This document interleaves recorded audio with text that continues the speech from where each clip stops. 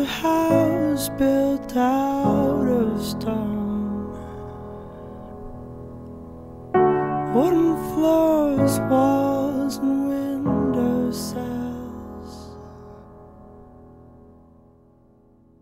I became priest in 1998 and I started caring for these homeless children. In 2001 we started building Daddy Home, and in Daddy Home at the moment we have 140 orphan children. There are 29 AIDS infected children in Daddy Home, and there are 21 helpless elderly people in the aged home. It is altogether about 200 people live in Daddy Home at the moment as a family.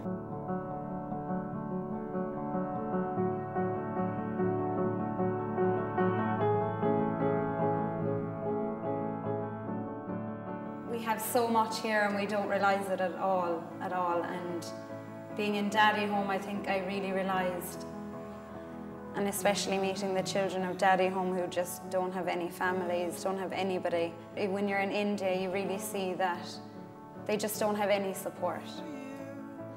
At the moment, there's an indescribable amount of poverty over there we don't see in this country, and it's about raising the awareness of the poor children who are suffering out there. The experience was definitely life-changing. It was incredible to see how people live on that side of the world. I'd never been outside of Europe before, and it was a complete culture shock to see the difference in life and the way we perceive what's important to us and what they perceive to be important to them.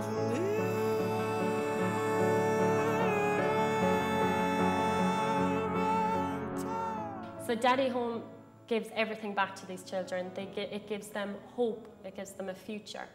It gives them the chance at living a life they otherwise normally wouldn't.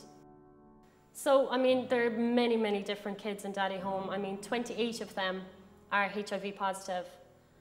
They came to Daddy Home because they lost either one or both parents. Some lost maybe their mother. For example, Ajit, a young boy in Daddy Home, he's only 4. He lost his mother and then his father left him and he went on the market to be sold as a slave. And that's when he was found by Daddy Home. To feed one child per day with 3 big meals, and for food and shelter and education, with 83 cents I can give a happy life per day for the child. So it's very important to raise that I get sponsored parents to support a child. I climbed to the top. I climbed the tree to see the world. When the guys came around to blow.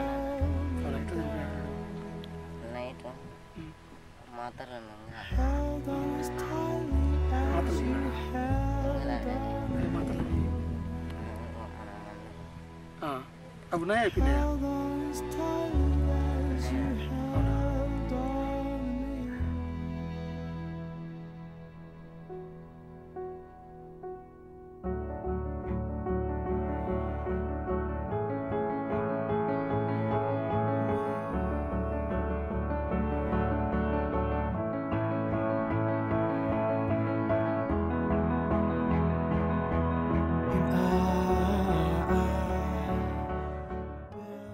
So for the hospital, it will cost about 150,000 to get the building finished.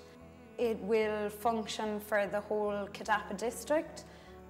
When we were there, the children had to travel 4 hours to get to a hospital. So when the hospital is completely finished and it's open to the public, the women will be able to come in and receive this Nevirapine tablet, and the babies will be born free from HIV. Already 187 mothers have been given this tablet, and they have all, it's had 100% success rate, which means no children were born with HIV. And that's basically why it's so important. It will save people from being born with HIV. It means that they have a chance at life. It is just, let those children, before they die with HIV and AIDS, let them die with a sense of human dignity, and let them enjoy the glimpse of life and the smiles of life, the true meaning of life. So I want those children not to die with a hungry stomach, without love and without any family experience. And so it says every human being comes in the world with a beautiful message from God that God loves. But how is that these children die without love? I think it's very important that those children should experience love from everyone. Well, more volunteers are so important, because after we came back from India, we were able to tell everybody about India, tell everybody about the children, tell everybody about the foundation. As long as you go there with an open mind and an open heart, you'll benefit greatly, and also with the children and the organisation. Very harrowing experiences, but they turn into beautiful memories by the end. The kids just made every day easier.